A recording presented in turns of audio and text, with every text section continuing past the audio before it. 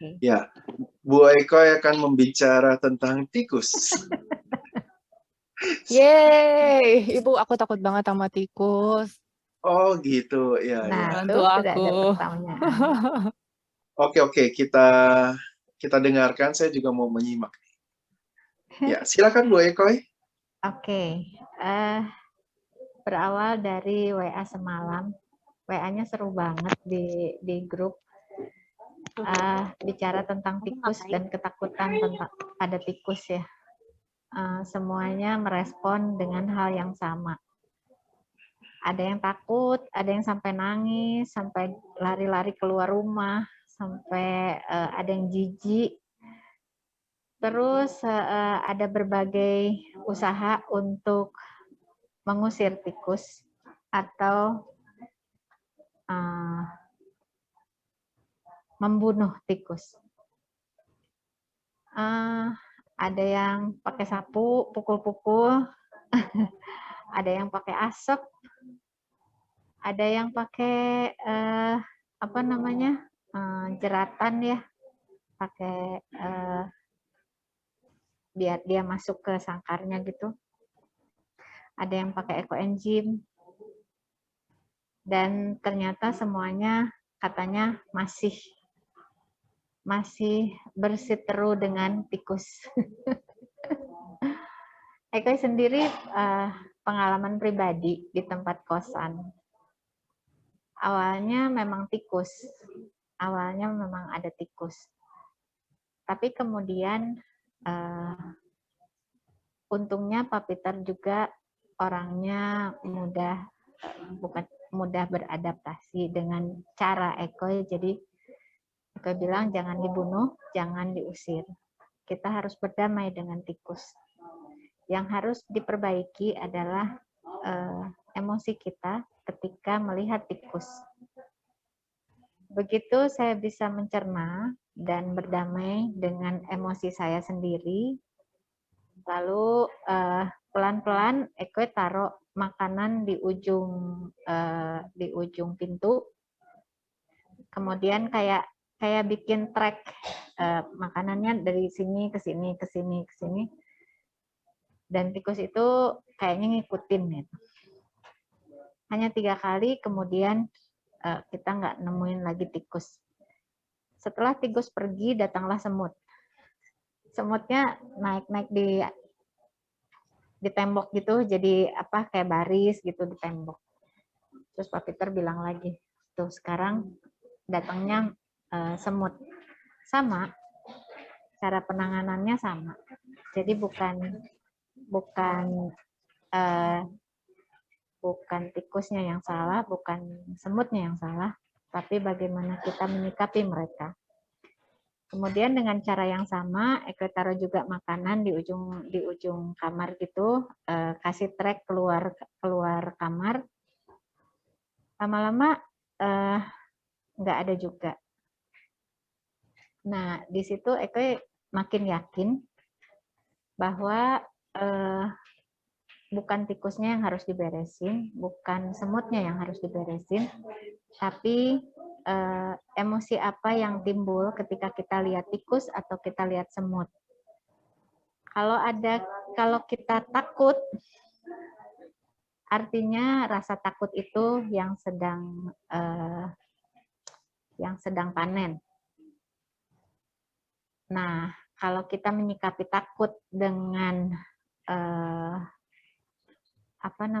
dengan berontak dan tidak menerima, ya terus kita nakut-nakutin lagi tikus, artinya kita nanam lagi. Dan suatu saat mungkin bukan cuma takut, tapi kita jadi fobia berat sama tikus. Jadi tambah dalam, jadi tambah parah.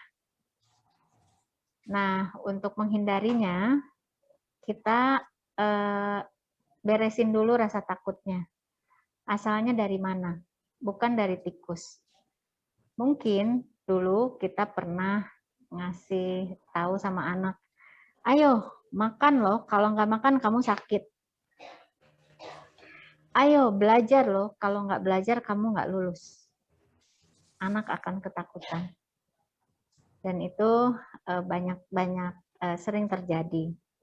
Atau misalnya kita pergi malam, nggak bilang sama orang tua mau pulang jam berapa, sementara namanya orang tua atau ibu nunggu gitu sampai malam, dia khawatir, dia takut ada apa-apa sama anaknya. Kitanya santai-santai aja pulang tanpa dosa, itu ekoi dulu. Jadi itulah sumber-sumber kenapa rasa takut itu bisa terjadi. Atau mungkin kita jijik sama tikus, karena mungkin tikus itu kotor.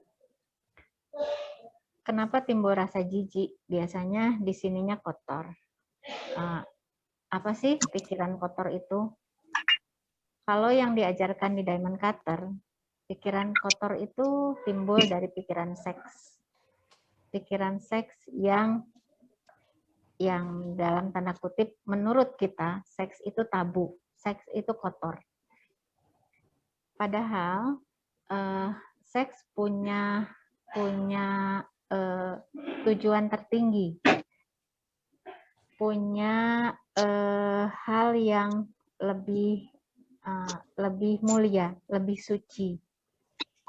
Ketika mindset itu dirubah, maka lama-kelamaan kita akan melihat sekitar kita nggak jijik, meskipun kita lihat kecoa.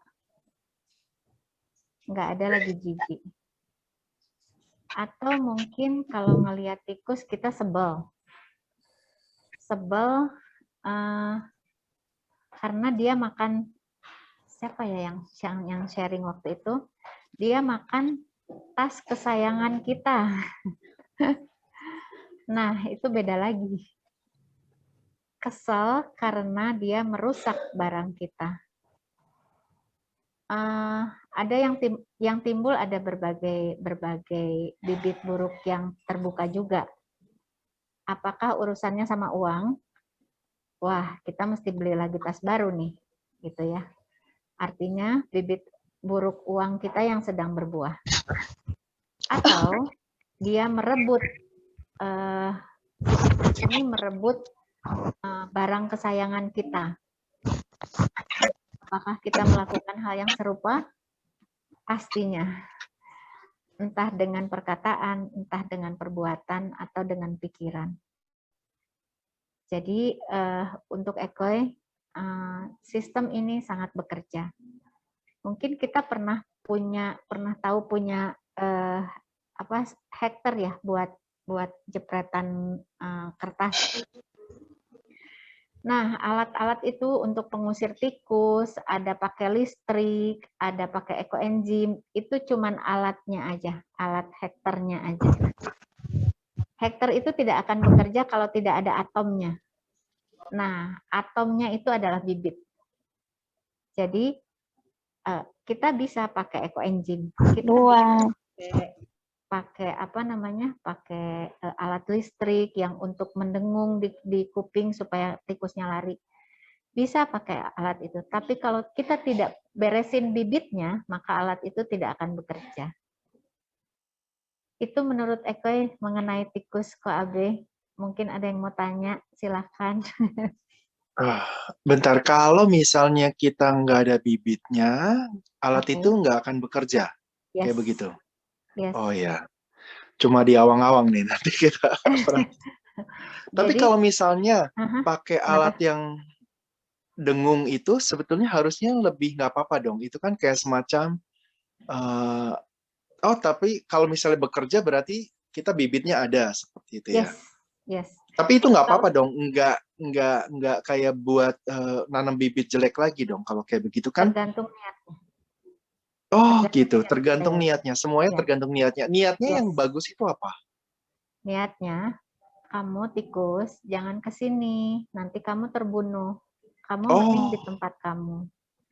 Nah, gitu. Kita naruh alat itu supaya tikus itu tidak terbunuh di sini dan tidak terbenci di sini. Oke. Ya, gitu ya. Oke. Ke lingkungannya gitu. Nah, kalau kita naruh alat itu, naruh ekoenzim itu dengan niatan lu pergi, lu nggak datang, lu apa namanya dengan penuh amarah, percuma, karena itu yang akan nanam bibit buruknya.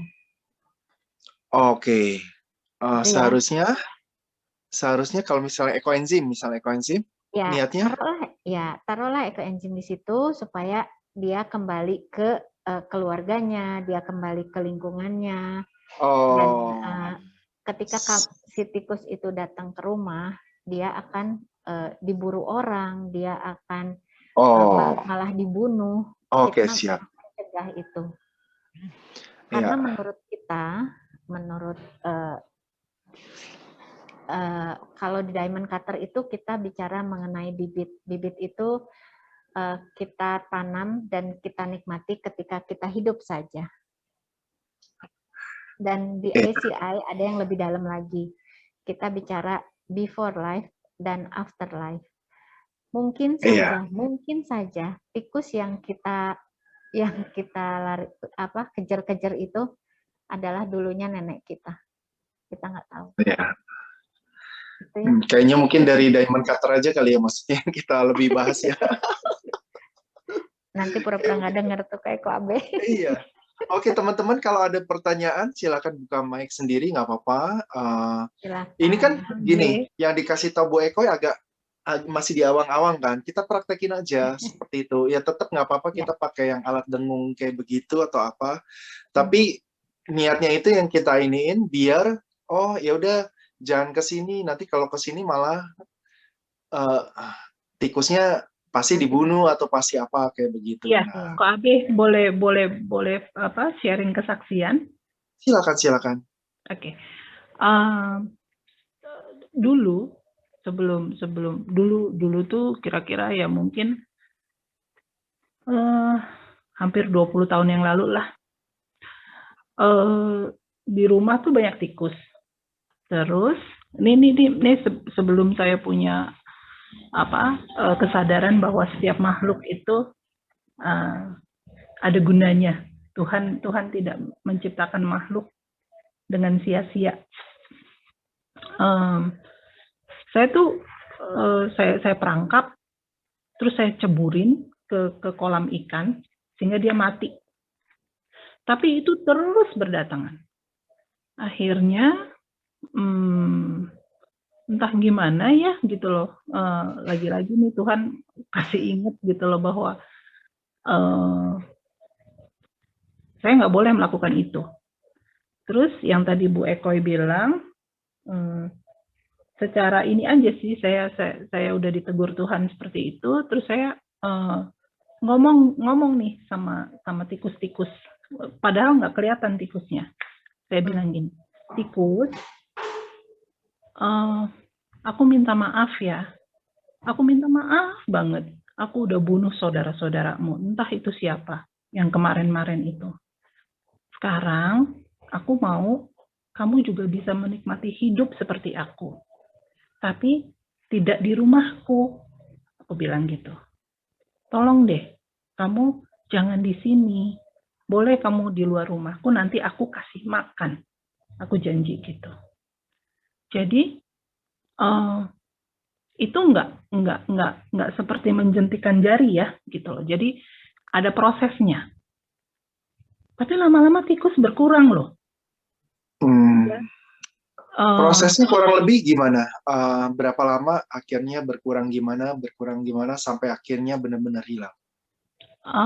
Itu sebenarnya nggak lama juga ya Koabe ya.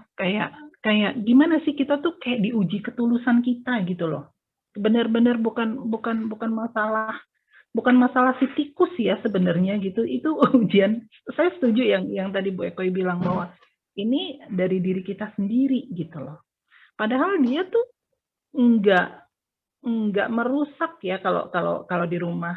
Tikus-tikus yang di rumah tuh itu yang kayak jenisnya sampai saya tuh tahu tuh Speedy Gonzales itu loh yang suka di Jerry Mouse yang di film Tom and Jerry, modelnya tuh kayak begitu tuh, kecil-kecil, tikus kecil-kecil, bukan tikus yang besar. Nah, kalau kita bilang curut yang ada moncongnya.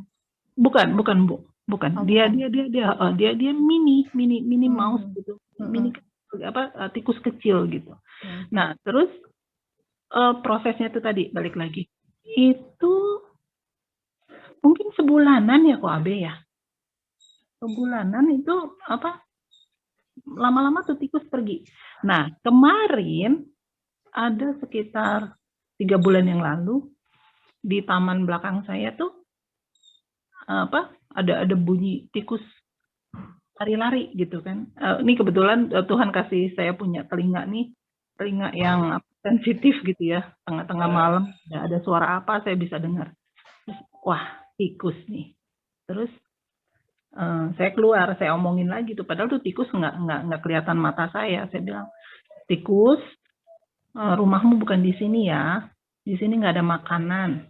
Ayo keluar. Besok ada makanan di luar sana buat kamu. Habis itu nggak ada loh. Cuma diomongin gitu aja. Nggak tahu juga deh apa. Karena saya pernah ngutuk tikus.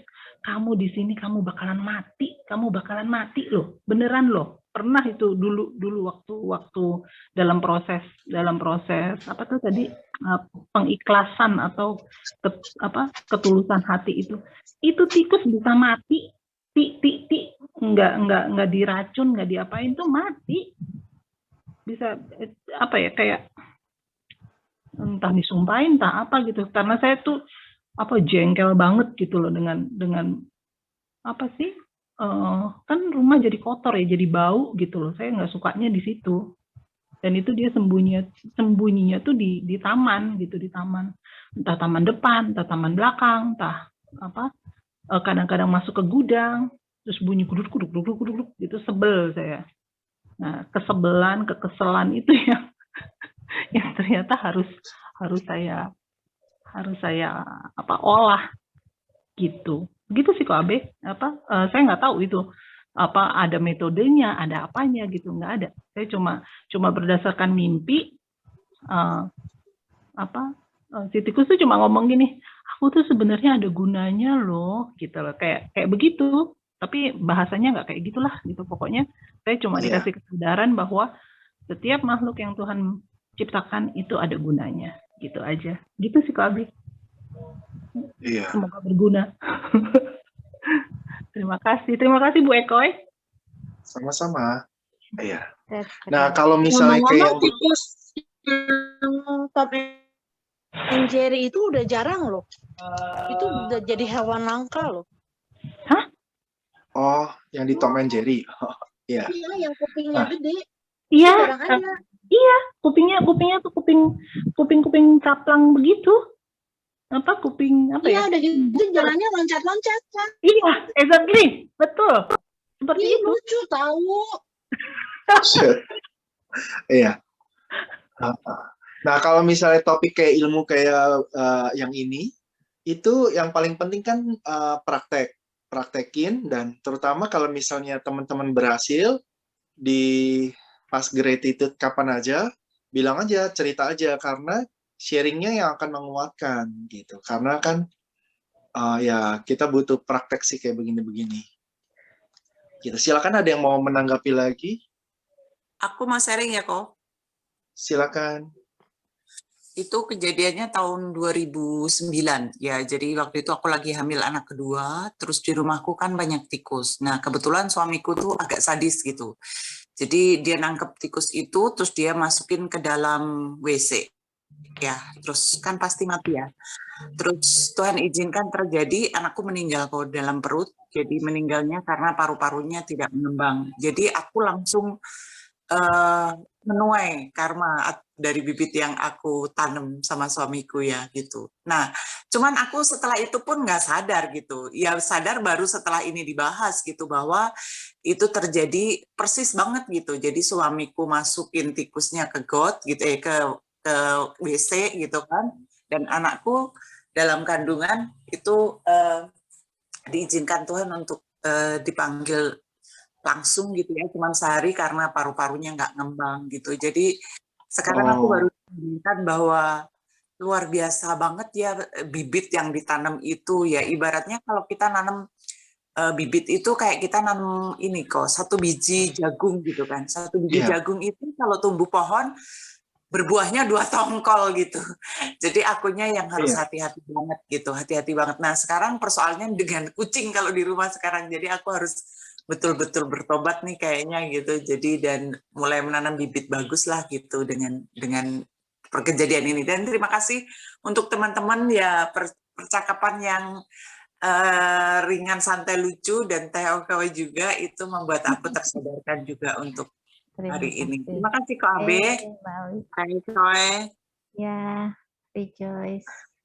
Jadi menjawab kenapa kalau orang hamil itu nggak boleh membunuh hewan ya, kayak begitu ya. Ya.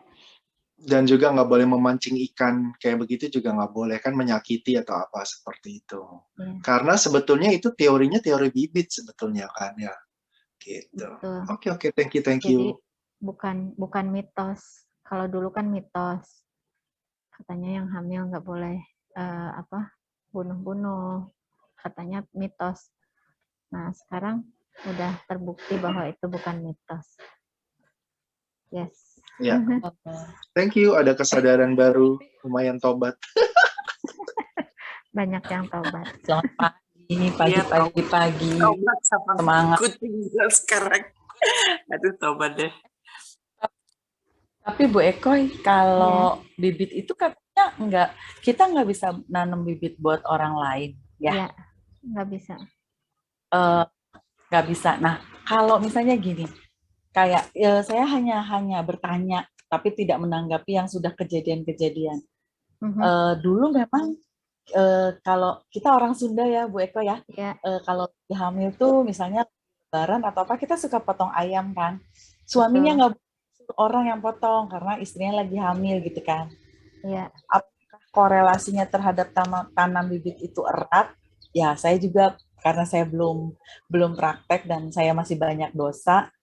Artinya menanam bibit itu kan secara pribadi, tidak untuk orang lain. Nah, kalau misalnya suaminya yang melakukan itu lalu terjadi sama istrinya, itu berarti bibit suami kan ya? Gimana sih? Begini. Gimana? Kita memang tidak bisa menanam bibit untuk orang lain. Ya. Nah, adapun apa yang kita rasa, itulah bibit yang terbuka. Jadi kalau misalnya kita niatnya mau potong ayam tanpa rasa apa-apa ya sudah, orang kita mau ada syukuran Lebaran ya, gitu ya.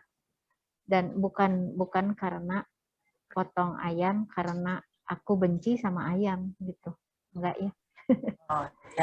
Iya. Nah, niat-niat itulah yang kita stabilo. Seperti gini, Burin, ketika kita mau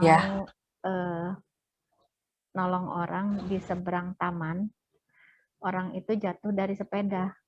Kita kan otomatis lari, nginjak taman, dan kita nolong orang yang jatuh dari sepeda, gitu ya. Berpikir lagi nggak boleh injak rumput. Ya, gitu ya. tapi apakah kita tahu di balik rumput-rumput itu ada cacing, ada coa, ada banyak sekali makhluk hidup yang kita injak, yang kita bunuh. Kita niat nggak? Enggak ya? Enggak niat. Enggak. Tapi kita punya niat yang lebih mulia. Kita akan menyelamatkan orang yang jatuh dari sepeda. Jadi itu yang kita stabilo. Adapun misalnya di kemudian hari ada muncul bibit buruk yang terbuka, misalnya kita sakit, ya kita mungkin kalau kita tidak menyadari bahwa kita nggak rejoice menolong orang jatuh dari sepeda, mungkin sakitnya itu lebih parah. Bisa jadi masuk rumah sakit misalnya, atau sakitnya lebih parah lah gitu. Karena kita sudah membunuh banyak makhluk hidup itu. Tapi karena kita rejoice, kita bisa nolong orang jatuh dari sepeda, kemudian kita lebih sadar bahwa kita bisa melindungi kehidupan. Dengan begitu, itulah yang melindungi kita. Gitu. gitu. Sekarang gini, nggak apa-apa sih, tidak bermaksud untuk mengcounter, tapi kan praktek lebih bagus kan. Contohnya, mangga. Jadi ceritanya gini, ada orang takut sama cecek. Nah, orang itu dengan cara, karena dia sebel, ceceknya akhirnya ditaruh dibuang ke wastafel misalnya. Tiba-tiba ada satu kejadian, anaknya udah besar, tiba-tiba anaknya masuk ke kolam, tenggelam, meninggal gitu kan. Yang membuang itu kan ayahnya. Terus itu, kalau misalnya dikaitkan, bisa aja ada kaitannya. Tetapi kalau rumusnya tanam bibit, rumus kita kembali ke rumus, kembali ke buku. Tanam bibit itu kan nggak ada hubungannya antara orang tua yang tadi takut sama istrinya takut sama cecek. Kalau ada cecek takut, akhirnya suaminya niatnya baik, ambil cecek, masukin ke itu supaya nggak muncul-muncul lagi gitu kan. Nanti dia di dalam, ini bukan, ini kloset kan. Akhirnya dia nggak mungkin juga selamat dari kloset itu. Tapi kalau ada keajaiban, bisa aja dia selamat gitu kan. Tiba-tiba ada kejadian dalam keluarga itu, anaknya berenang, tenggelam gitu. Apakah itu boleh diambil kesimpulan, oh ya kemarin saya gitu, boleh nggak ya kayak gitu? Kembali lagi Mbak Rit, kalau menurut Eko ya, kembali lagi apa yang kita rasakan. Masalahnya ini ada 3 personal yang berbeda. Suaminya niatnya baik, yang dirasakan istrinya merasa berbeda. Damai. Aduh, ya kan? Tiba-tiba ada kejadian itu. Menurut saya bingung jadinya. Akhirnya rumus itu berjalan atau tidak. Tapi kembali lagi ya, karena mungkin saya belum ikut Diamond Cutter, jadi saya nggak, artinya karena rumus Diamond Cutter itu sendiri, kita tidak bisa menanam bibit buat orang lain. Ya. Pada saat kita melakukan apa lalu terjadi pada orang lain, apakah itu juga ada korelasinya gitu? Ada. Makasih. Jelas ada. Mbak Rin, ini tuh hukum alam, bukan hukum Diamond Cutter. Diamond Cutter hanya merumuskan. Jadi ini hukum alam yang seperti gravitasi. Kalau kita jatuhin sesuatu pasti jatuh ke bawah. Ini pun sama. Jadi apa yang kita tanam pasti kita tuai. Hanya di Diamond Cutter itu lebih diperinci, lebih detail gitu, supaya kita bisa dengan detail juga merumuskan masa depan kita. Dan kita dengan detail menanamnya. Itu tujuannya itu. Nah, pertanyaan Mbak Rini tadi, kita tidak bisa menanam bibit untuk orang lain. Tapi apa yang terjadi di sekitar kita adalah bibit kita. Gitu. Nah, sekarang misalnya gini. Mbak Rini nanam generous ya. Murah hati, kemudian berdana ke sana ke sini. Mau tidak mau, suka tidak suka, Mbak Rini akan melihat lingkungan Mbak Rini pun melakukan hal yang sama. Mbak Rini akan lihat di kiri kanan, ngelihat yang di mobil tiba-tiba ngasih gitu ya. Terus hari Jumat, tiba-tiba ada satu beca bawa bungkusan, bagi-bagiin. Itu adalah bibit Mbak Rini juga. Jadi bibit kita ini akan menciptakan lingkungan kita dan akan menciptakan dunia yang akan kita pijak di hari depan. Kesana larinya.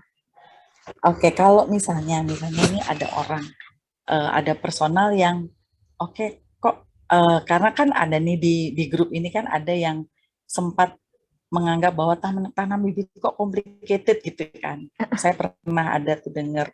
Nah, tapi nggak apa-apa, artinya gini, berarti kan tidak semua orang itu bisa menerima tanam bibit secara utuh ya Bu Eko ya. Artinya seperti Bu Eko yang mencintai tanam bibit itu full. Tapi ada yang, oh iya ya ada benernya, tapi kok ada yang nggak sereknya, bisa ya. Artinya itu bebas aja, betul. Nah, artinya saya bisa mengambil kesimpulan untuk diri saya pribadi bahwa memang semua itu kembali lagi ke mindset ya Bu Eko, mindset. kemurnian hati. Jadi lebih kalau besarannya, kalau tanam bibit mungkin kalau ada payung, di atas payung, misalnya payung ini besar, di bawah payung ini ada hal-hal lain yang kecil-kecil payungnya, salah satunya adalah tanam bibit. Sementara yang paling besarnya itu mindset ya Bu Eko ya. Jadi kemurnian hati, makanya dalam Diamond Cutter, kalau saya baca-baca dalam Pranic Healing, dalam karma, dalam apapun, semuanya berawal dari mindset yang positif. Gratitude sendiri kan, kalau diartikan ke dalam bahasa Indonesia adalah tindakan-tindakan positif, ya, bersyukur. Gitu. Makanya kembali lagi bahwa semua itu dari mindset ya Bu Eko ya. Jadi bisa aja yang tadi orang buang cecak itu terjadi karena itu, tapi bisa juga bukan. Karena hukum alam sendiri kan ada rumusnya, walaupun kadang-kadang kan kalau di komunitas ini kan ada hal-hal yang bisa dibicarakan secara logika, itu kata Ko Abe ya. Ada yang bisa yang tidak secara logika. Kemudian ada hal-hal yang bisa terlihat mata, ada juga yang kasat mata seperti sementara energi yang kita pelajari juga bisa kita lihat secara kasat mata. Tetapi bagaimana energi bekerja kan kita nggak bisa lihat secara kasat mata kan. Nah itu artinya kembali lagi mindset sih ya. Jadi boleh-boleh aja orang berkata bahwa tanam bibit complicated. Artinya tadi juga Bu Eko sempat menyinggung, ini ternyata hukum alam. Tanam bibit itu sendiri dituangkan, ditulis oleh sang pencipta tanam bibitnya itu sebagai kayak panduan, kayak SOP kalau di kantor mungkin ya. Betul. Jadi standar operasional prosedurnya. Karena orang tuh kan terlalu luas, hukum alam tuh terlalu luas, tapi begitu dikecilkan sebagai SOP, orang itu bisa melakukan secara nyata gitu, secara fakta. Iya. Terima kasih diskusinya Bu Eko. Betul sekali Mbak Rin. Jadi kalau dulu sebelum Eko belajar ini ya, berbuat baik, berbuat baik, berbuat baik. Iya, berbuat baik. Terus kitanya bahagia nggak? Enggak gitu. Terus kita masa depannya mau apa? Nggak tahu gitu ya. Nah, itu kan bisa diprediksi ya. Begitu kita dapat musibah, kita nggak terima, nyalahin orang lain, nyalahin keadaan, itu situasi. Nah, itulah gunanya Diamond Cutter di sini buat Eko pribadi. Ini mau menjadi pelindung yang luar biasa ketika Eko pun suatu saat kena musibah, Eko nggak lagi nyalahin orang lain, nggak lagi nyalahin situasi, nggak lagi nyalahin COVID ya. Iya, itu yang kemarin dibahas, mental korbannya kita hilangkan ya. Betul. Menjadi mental lupa saya. Jadi kita tuh nggak boleh menjadi, aduh saya korban ini, korban, nggak boleh ya. Kita menjadi mental yang bersyukur, lebih bersyukur. Betul. Iya. Betul. Ya. Dan di sini Ko Abe membimbing kita luar biasa setiap pagi dan setiap malam. Ya. Memang Ko Abe biasa di luar Bu Eko, jangan khawatir. Luar biasa Ko Abe. Saya juga bersyukur ketemu komunitasnya Ko Abe nih. Jadi kalau bisa keluar-keluar. Dibimbing Bu Eko. Iya, kalau Bu Ko Abe mah luar biasa karena biasa di luar ya Ko ya. Saya jadi main-mainnya keluar ya. Senang, thank you. Sudah bisa dapat komunitas ini. Jadi lebih sih? Kita tuh lebih transformasi sih, ujung-ujungnya nanti kita lebih bisa bertransformasi ke arah yang lebih baik ya. Bukan transformasi ke arah yang tidak baik. Iya. Halo Ko Abe, Bu Eko, thank you. Iya. Boleh aku ini ya share sedikit. Kalau menurut aku itu sih Bu Rini ya, memahami tentang bibit itu butuh wisdom kalau menurut aku.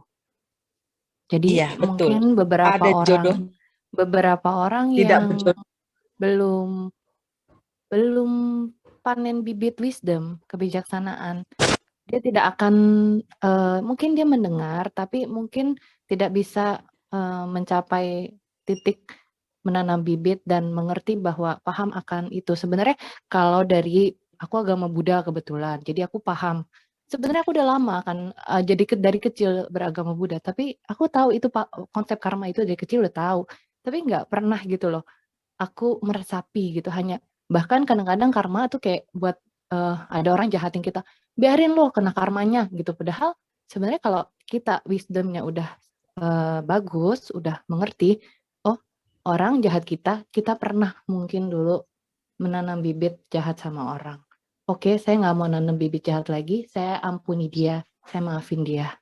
Kayak begitu, saat wisdom kita datang, teori bibit itu kena gitu. Teori bibit itu membuat kita saat terkena suatu orang marah ke kita langsung berkesadaran, oh ini pernah saya bibitnya begini.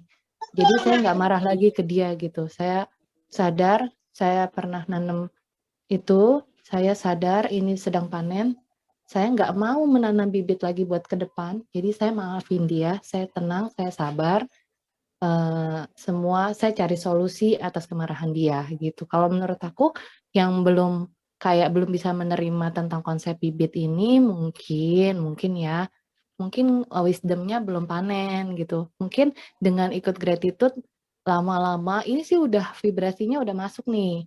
Nah, kalau ditekuni, diniati lama-lama pasti wisdom-nya akan muncul dan saat mendengar tentang itu, oh iya saya bisa, saya mengerti gitu. Menurut aku gitu sih. Jadi sebenarnya ini memang ajaran bibitnya bukan agama Buddha ya. Ini universal bahwa apa yang kita tabur suatu saat bisa kita tuai gitu. Kayak gitu, Bu. Ya, ya Thank karena you. saya paham karena memang pencipta bibit ini dulunya agama Kristen kan. Dia minta itu, dia bukan lari, dia dia jalan ke Tibet, dia itu merasa kekosongan. Kemudian dia jalan ke Tibet, dia belajar sama orang di Tibet, guru lama ya kalau nggak salah. Kemudian dia pulang menciptakan itu. Tapi bahwa sekarang beliau beragama Buddha atau apapun, nah saya menariknya gini loh dari bahasa ini, bukan masalah keyakinan ya. Kalau keyakinan itu kan kembali ke masing-masing.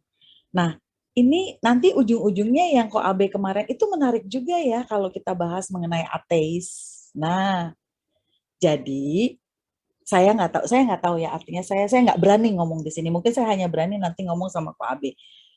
Tadi Bu Eko sudah bilang, kita berbuat baik, apakah ada kejadian buruk nggak tahu. Kita berbuat baik, apakah nanti kita bahagia juga nggak tahu. Nah, jadi negara-negara maju itu mereka sudah melakukan ini.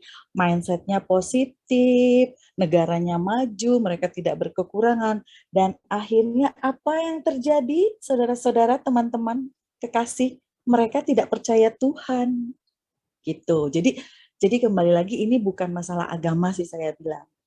Jadi memang bahwa tanam bibit itu sesuatu yang saya mengakui bahwa oh iya ya, saya dulu orangnya tukang ini, tapi setelah saya mengenal konsep tanam bibit kok saya lebih cooling down, saya lebih ini. Artinya saya mencoba untuk mencintai. Bahwa nanti saya tidak berjodoh kan artinya bukan wisdom atau tidak wisdom, ya kan? Kalau menurut saya.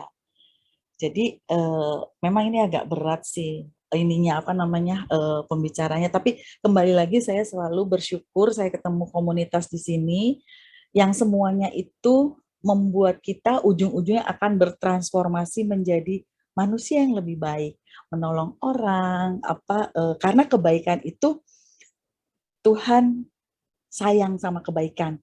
Makanya bahwa kemarin kan saya juga sempat komen bahwa orang-orang ateis itu tidak disayang Tuhan, disayang tetap. Mereka buktinya negaranya maju, Skandinavia, yang 3 itu Norwegia, itu negara-negara itu bisa di browsing dan itu secara fakta mereka orang-orang kaya gitu. Jadi memang ini kayaknya Kokoh Roy ini bukan satu sesi, kayaknya ini harus kuliah, kayaknya ini filsafat banget ya. Makanya saya suka nggak mau nyinggung-nyinggung, tapi kalau misalnya bingung saya langsung tanyakan gitu. Terima kasih. Keren, Mbak Rini, keren. Iya, makanya saya selalu mengidolakan Bu Eko karena apa? Bu Eko itu bisa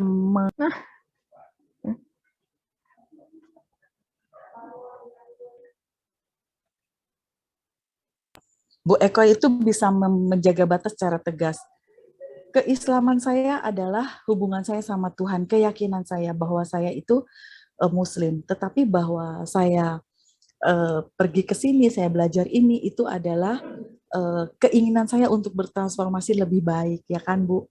Nah, tidak semua orang loh bisa seperti Bu Eko. Saya setuju sama Bu Hani kalau Bu Eko mendapat wisdom. Karena memang Bu Eko ada di dalam track tanam bibit. Jadi konsepnya wisdom. Tapi apakah orang-orang yang tidak tanam bibit, mereka tidak dapat wisdom? Kan kita juga nggak bisa menghakimi seperti itu gitu. Terima kasih. Mungkin mereka nanam tapi nggak sadar sih. Gitu. Ya, betul, betul. Saya setuju.